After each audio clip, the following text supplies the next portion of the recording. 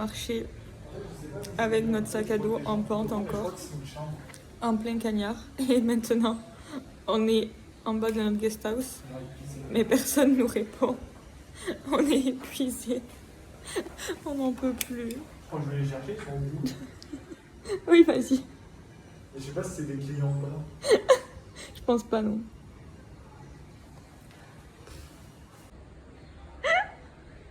Excuse me. Plus fort. Quelqu'un? S'il vous plaît? In English, please. In English, please? Mais non, je t'ai dit parle en anglais. Who are you? Where? J'en peux plus.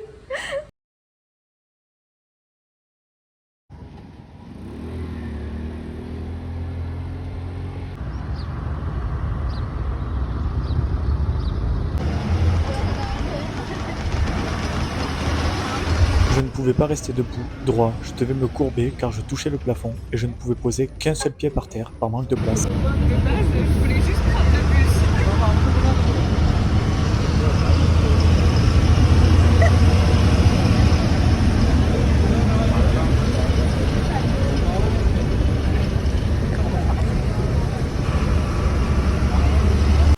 Là, on s'est vraiment dit qu'on allait promener au beau milieu de la nuit. Voilà, c'est même pas 3h du matin. On est parti, non, on a commencé à 2h du matin. On s'est réveillé à 23h30, bon ça c'était pas prévu. On est parti de l'appart à 1h30 du mat et là on est en train de gravir une montagne. Voilà. Tout va bien. 5500 marches je crois. J'ai une endurance à peu près proche du néant. Je me chie dessus. Allô, allô, allô, oh. 1, 2, 1, 1, 2. Hello, hello. Alors là, on est actuellement, mais là, on est en train de gravir le pic d'Adam, donc Adam's Peak en anglais.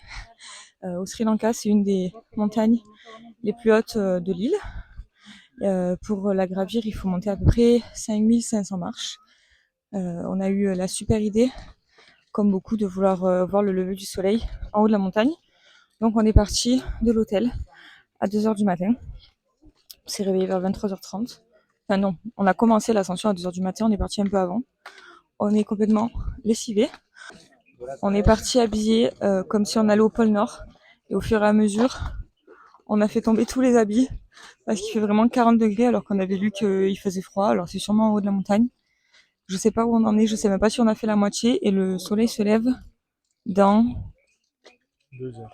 2h. Du coup, ça fait plus de 2h qu'on marche. Il est 4h du mat. J'ai une endurance physique proche de 0. Je suis au bout de ma vie. C'est un énorme défi sportif. J'espère qu'on arrivera avant le lever du soleil. Faut pas avoir fait tout ça pour rien. Je vous ai pas expliqué, mais en fait c'est un lieu sacré pour les gens de n'importe quelle religion. Il y a la religion bouddhiste, il y a des hindous, des musulmans. C'est très paisible, très physique. Je vois les gens redescendre, on dirait des morts vivants, donc j'ai peur de ce que ça va donner pour moi qui n'ai pas l'habitude. Et en fait là on est en plein pèlerinage, donc du coup il y a énormément de monde. D'un côté, c'est peut-être pas plus mal parce que ça aurait été peut-être un peu glauque de monter ça tout seul. Mais du coup, ça bouchonne par moment. Légèrement pour l'instant, ça va sûrement bouchonner plus en haut. Et c'est assez impressionnant parce que nous, on est épuisés juste de marcher, de monter les marches avec nos sacs à dos.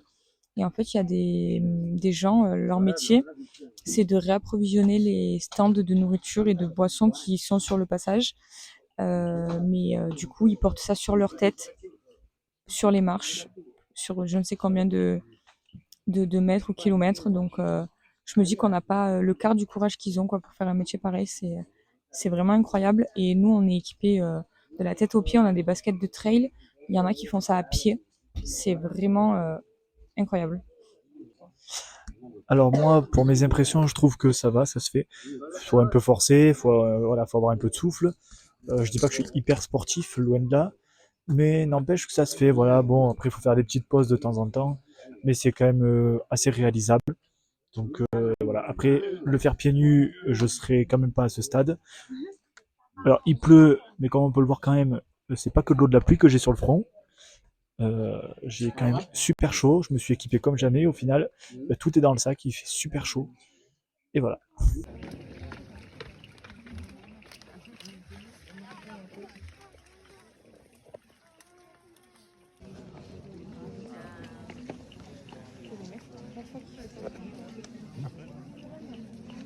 Bon, il est 7h30 du mat et on est en train d'abandonner. On vient de descendre, on était à 100 marches du sommet. Mais on a croisé plusieurs Français à différentes étapes qui à chaque fois nous disent qu'une fois au sommet, il y a genre, presque au sommet, il y a encore 6 heures, 7 heures d'attente. Et on n'a pas dormi de la nuit. Et du coup, on est claqué. Et on n'a plus l'énergie d'attendre. Donc, on a laissé tomber. Et surtout, point important, c'est parce que on n'a aussi aucune chance de voir une belle vue. Et vu qu'on venait ici aussi, surtout, en grande partie pour avoir une belle vue, quand on voit cette vue-là, que du brouillard, ça perd un peu tout l'intérêt. Clément, il est très satisfait de notre comment dirais, de notre, on me pousse et tout, c'est super, de notre épreuve sportive. Et moi, je suis déçue de ne pas être arrivée jusqu'au bout parce que je voulais voir la vue. Donc bon, voilà. Du coup, on aura fait l'ascension de 2h du matin à 7h30. Parce que là, il est exactement 7h30. Alors, moi, j'ai galéré, hein, vraiment. Putain, j'ai galéré. Mais alors, lui, il y avait toute la foule, on aurait dit des morts vivants, dont moi la première. Lui, je sais pas où il a puisé son énergie, mais incroyable. Il est 8h du matin. Ça fait 30 minutes qu'on a décidé d'abandonner. On est là. Et on n'arrive pas à descendre la montagne. On est vraiment genre un pied devant l'autre, mais on tremble et tout. On dirait des morts vivants. Ça va, on pète le feu. C'est hyper dur. C'est vraiment hyper dur.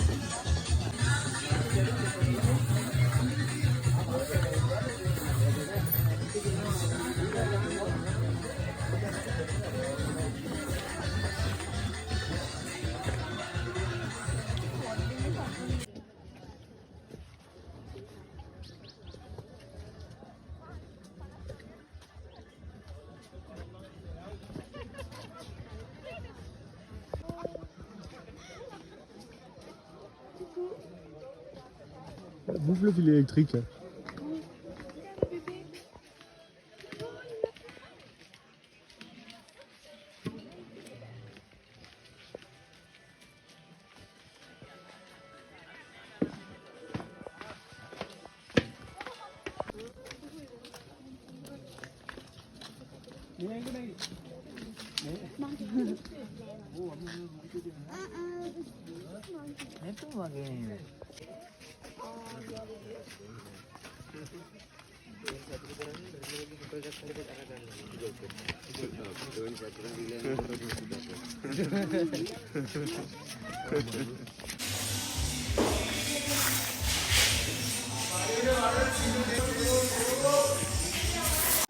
La voyant au bout du rouleau, cette dame d'un certain âge a attrapé Cassandra par le bras pour l'aider à avancer. C'était assez beau à voir.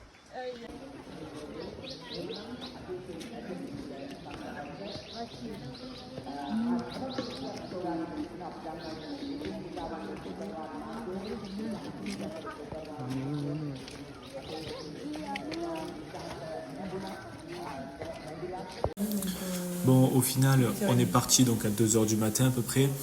On est rentré, ça devait être 10h30.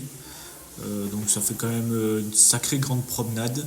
On est parti en pleine nuit, on a pu assister au lever du soleil dans le brouillard, donc en fait à peu près rien du tout. Juste à nuit, jour, mais voilà, pas trop de transition entre les deux. Il y avait beaucoup de monde, lieu de pèlerinage important.